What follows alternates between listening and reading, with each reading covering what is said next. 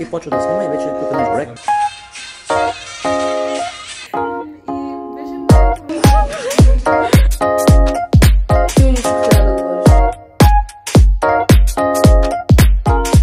Здравейте, ние сме Александра и Василена от 11 Г клас и сме изключително щастливи да ви посрещнем във втория епизод от подкаста на Немска, като днес ще разгледаме една много интересна тема, а именно немска езикова гимназия след 5 години, като ще разгледаме сестранно. Епизода ни ще бъде разделен на няколко части, като ще ви срещнем с настоящи учител и ученици на гимназията, с които ще си поговорим за актуалното състояние на немска и ще помещаем за бъдещето.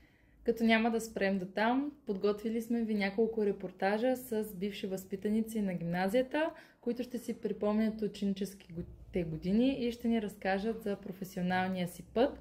Също ще споделят какви идеи имат за развитието на нашата гимназия и как си я представят те след 5 години. При нас вече са първите ни гости, може да се представите. Здравейте, аз съм Матея Тончев от 10 В клас. Аз съм Йоана от 11 В. Аз съм Наталия от 8 А. Аз съм Зейнеп от 9 Г. И сега ще преминем към въпросната част. Първият ни въпрос е: какво се промени откакто сте в немската? Може би аз да започна, понеже съм била най-дълго в немската, от 4 години вече. И доста неща са се променили. Да не започнем, че половината стаи вече са ремонтирани и са направени с доста по-добър вид. Като част от ученическия съвет мога да кажа, че върнахме доста стари традиции, фашинга, миси мистер подготве. Също много нови клубове се създадоха, зелена немска. Има бъдеще гимназията. Също така за обновението на стаите сложиха малки прозорчета, които по някакъв начин правят препратка към по-големите училища, което е една доста голяма крачка според мен за бъдещето на немска, въпреки че не е кой знае каква промяна.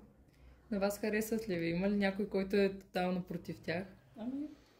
Аз не съм най-големия фен, но... Аз бих казал, че някой път просто много разсейват учениците. Да, идват някои от другите класове, които са с свободни часове и почват да ги разсейват. И става интересно. Началото Госпожата... Началото забавно, а сега вече малко по... И щом тръгнахме да говорим за така спорни въпроси, какво ви липсва в момента в училището? Може да бъде относно сградата, относно методи на преподаване, нещо, което не ви достига и виждате като проблем? Мултимедиите да са по-добри. Специално в нашата стая непрекъснато има проблеми с мултимедията. Аз бих казала техниката като цяло. Да, като цяло. И... особено компютрите по информационен изключителен Прекъснато. проблем са ни. И дори лаптопите в класните стаи отнема 15-20 минути да заради. Трудно върви работата. И за хора като вас, които имате профил, това е доста не голям само, дори дефицит. презентации да гледаме, нали, по-немски, те са част от ДСД-то в крайна сметка. Трудно върви работата с технологиите. Да. Освен технологиите, относно сградата, има ли някаква представа как тя би изглеждала след 5 години във вашите глави? Да преминем към реновирането на абсолютно всички стаи вече. Да. Иначе мисля, че сградата е в доста добро състояние. Към туалетни стаи, кабинети. Да, и аз съм съгласен. В част по география в 9 клас при Стойчо Димитров всъщност той беше казал, че гимназията е много добре оборудвана срещу природни бедствия, така че и именно земетресения, така че аз съм убеден, че гимназията е доста добре направена. Според вас какво ще се случи след 5 години с немската? Каква промяна очаквате? Да. Със сигурност ще бъде по-добре от когато в сегашно състояние, защото мисля, че има бъдеще тази гимназия. Може би ще започнат да идват ученици от чужбина, които да видят образованието тук в България, което би било много интересно. Да, мисля, че има няколко подобни случаи вече Да, в нашата гимназия. Относно преподаването, как се учи материала, ще има ли промени в тази посока? Говорихме за техниката, за сградата. Ами, доста нови млади учители навлязоха тази година и предната всъщност, господин Баров, госпожа Василева, което е крачка към иновативното някакси. Да, сигурно ще има нови млади учители с нови и непознати методи, особено тук за България и за Бургас, и може би това ще е една голяма промяна. А какво е различно в техните методи, което на вас ви допада? Кое ви привлича в техните часове да работите? Тъй като са по-млади, по-близки до нашата възраст, може би повече разбират какво ни е и как се чувстваме и намират начин да обяснят по най-лесния и разбираем начин, като за ученици на нашата възраст. И ни влизат в положение. Да. И го правя доста по-интересно, защото старите методи вече до някаква степен са остаряли. И когато един нов преподавател дойде и ни покаже неговата гледна точка, на повечето ученици им е изключително интересно. И да, мисля, че това наистина е много добре, че има доста млади учители вече в немска. Аз лично очаквам, нали, след 5 години да дойдат много повече учители от Германия. И нали цяло от другия свят, другите немско говорящи страни в Европа. А като го спомена това, как се разбирате с учителите по немски, които са от Германия? Как върви комуникацията с тях? Ние, нали, се учим немски, така че не мисля, че е проблем. Ами аз мога да кажа само хубави неща за учителите от немски, от Германия всъщност, които са много са приятни. Всъщност на вас ви предстои да се срещнете с сега тях. нашия клас не се срещали само с господин Хак, но е било нормален диалог.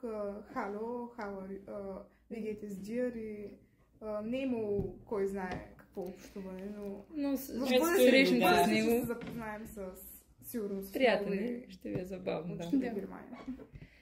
Така, понеже сте от различни класове, сега да ви питаме, вие двамата сте от по-дълго тук, какви са съветите към тях двете съответно и към хората, които те първа ще станат част от нашата гимназия? Да бъдат активни и да си научат правата, които имат, защото са много и някакси никой не ги използва както трябва и мислим, оплакваме се от някакви неща, които всъщност можем да променим, но нямаме идея, че можем да ги променим. Така че да си научите правата просто. Аз бих казал за успеха в бъдещето, нали, за осмокласниците най-много, да се учат думите като цяло, нали, да навлема повече на немския, защото, нали, не можеш да построиш къща на слаба основа. Така е, да. И също да ценят моментите си в тази гимназия, защото наистина това са им най-добрите моменти от живота. А вие така, като още прохождащи в гимназията, имате ли какво да споделите като съвет? Ами, може би да не се отказваме, да следваме целите си, защото всеки е влязъл с някаква цел тук. И колкото и понякога в 8 клас, особено за мен беше непосилно при госпожа Банова. Ние сме на тази тема. И беше много трудно. Обаче сега мога да я бъда само единствено благодарна, защото ме научи супер много и в момента просто си седя в часа и ми е малко скучно, но това е за добро, със сигурност. Да, госпожа Банова е страхотна и знае как да прави часа интересен. Като шоу, тя така винаги го е наречала. А относно думите казваше, всеки път да се учат, защото няма да усетите кога лавината ще ви помете всичките по пътя. Така Ние специално с госпожа Самарова правихме годови вокабелки абсолютно всеки ден, Да, на 5 страници. Колко хубаво звучи. Направо убеждаваме хората да дойдат тук. Ама наистина, после страшно добре беше. И 9-ти клас ми страх. Защото като налединиш летвата на едно ниво, ще е по-лесно в другите класове. Да. Доволни ли сте, че сте в тази гимназия? Да, много. Да. Средата със сигурност, каквото и да си говорим тук, някакси по-различна, по-обединена. Всички са някакси амбицирани и искат да постигнат нещо. В другите гимназии не е точно така. То средата е основното нещо. Ако нямаш някой, който да се опитваш да достигнеш, няма смисъл. Да, точно така. И след като дадахме отговор на въпроса дали сте доволни от този ваш избор, как бихте описали? С каква дума бихте описали гимназията? Една. Една. Айде, може да им позволим до 3. Но до 3. Аз бих казала късмет, защото наистина ме запозна с много хора, които съм страшно благодарна, че съм срещнала сега и ме научва на много, наистина. Аз бих казал възпитана, нали? Много добро е възпитанието в нашето училище, според мен. Това ми направи добро впечатление. Да.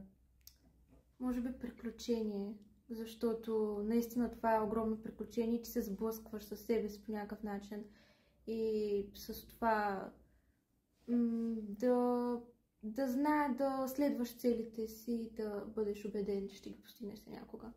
Аз бих казала преживяване, пътешествие и амбиция, тъй като съм сигурна, че за тези следващи предстоящи 5 години със сигурност ще преминем през много неща заедно, ще научим много неща и след 5 години ще излезем като амбицирани и на по-горно ниво хора. Много ви благодарим, че бяхте част от нашия подкаст, а вие останете с следващите ни репортажи. Гърбете са пълни шепи от това, което ви се предлага, защото не се знае дали ще имате втора такава възможност. И живота е за да се живее. Не е си само оценки. Знам, че е малко смешно аз да го казвам, но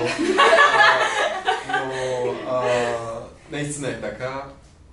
Живейте се едни хубави 5 години в тази гимназия. Да, това беше много лирично. Много е